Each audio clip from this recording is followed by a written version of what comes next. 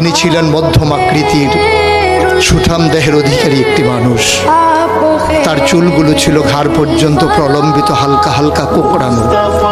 তিনি যখন চুলের ভিতরে তৈল দিয়ে আছড়াতেন মনে হতো মৃদুমন্দ ঢেউ দেখা যায়।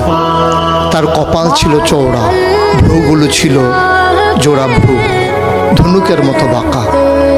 চোখের পাতাগুলো ছিল ফুটন্ত গোলাপের গোলাপি রঙের এক একটি পাপড়ির মতো। তিনি কখনো বা যখন চোখের পলক ফেলতেন মনে হতো মৃদুমন্দ বাতাসে গোলাপ পাপড়ি যেন দোল খাচ্ছে। তার চোখের সাদা অংশ ছিল রক্তিমাভ সাদা, কালো অংশ ছিল কৃষ্ণ কালো।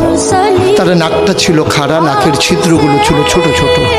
নাকের নিচে ছিল সরু চিকন গোঁফ, গোঁফের নিচেই সেই গোলাপি রঙের ঠোঁট। তার ঠোঁটগুলো যখন কখনো বা মুচকে হাসত, গোটা পৃথিবীর মানুষ অবাক বিস্ময়ে দেখত। গোটা